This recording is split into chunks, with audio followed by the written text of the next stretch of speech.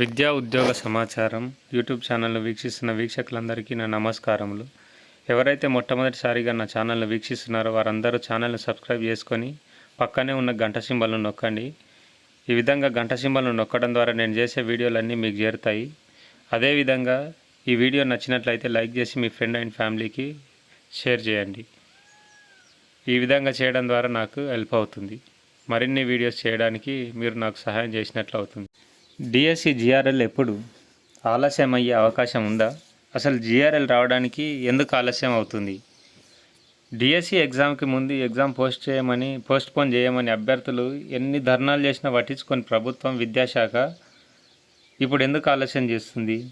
తెలుసుకునే ప్రయత్నం చేద్దాం. అసలు దీని వెనుక కారణం ఏముంది? ఫైనల్ కీలో తప్పులు అభ్యర్థుల అభ్యంతరాలు కారణమా అంటే ఒక విధంగా అవుననే చెప్పవచ్చు.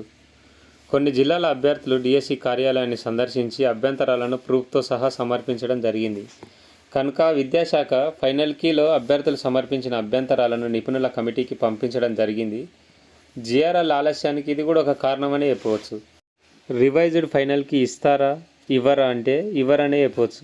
మరి ఎలా రివైజ్డ్ ఫైనల్ కీ ఇవ్వకపోతే ప్రాబ్లం అవుతుంది కదా అనుకుంటే, నిపుణుల కమిటీ నుంచి వచ్చే సమాధానాన్ని బట్టి ఒకవేళ మార్పులు చేర్పులు ఉన్నట్లయితే వెబ్ నోట్ రిలీజ్ చేసి రిజల్ట్లోనే ఆ ఫైనల్ కీని కలిపి ఇస్తారు.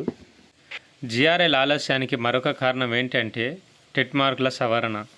జిఆర్ఎల్ ప్రిపేర్ చేసేటప్పుడు డిఎస్సి మార్కులతో పాటు టెట్ మార్కులను కూడా పరిగణలోకి తీసుకొని రిజల్ట్ ఇవ్వాల్సి ఉంటుంది. కాకపోతే కొంతమంది అభ్యర్థులు టెట్ మార్కులు ఎడిట్ చేసుకునేందుకు అవకాశం ఇచ్చినప్పటికీ అప్డేట్ చేసుకోలేదు. అందుకనే విద్యాశాఖ వారు చివరిసారిగా 12, 13, 14వ తేదీలలో టెట్ మార్కులు ఎడిట్ చేసుకునేందుకు అవకాశం కల్పించారు. దీనివలన కూడా జిఆర్ఎల్ రావడానికి ఆలస్యం అయ్యిందని చెప్పవచ్చు.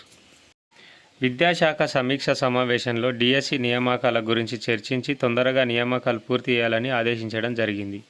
విద్యాశాఖ వర్గాల ప్రకారం డిఎస్సి ఫలితాల గురించి విద్యాశాఖ నుంచి సీఎంఓకి ఫైల్ అనేది పంపడం జరిగింది. 25 లోపు ఫలితాలు విడుదల చేసేందుకు కసరత్తులు చేస్తుంది.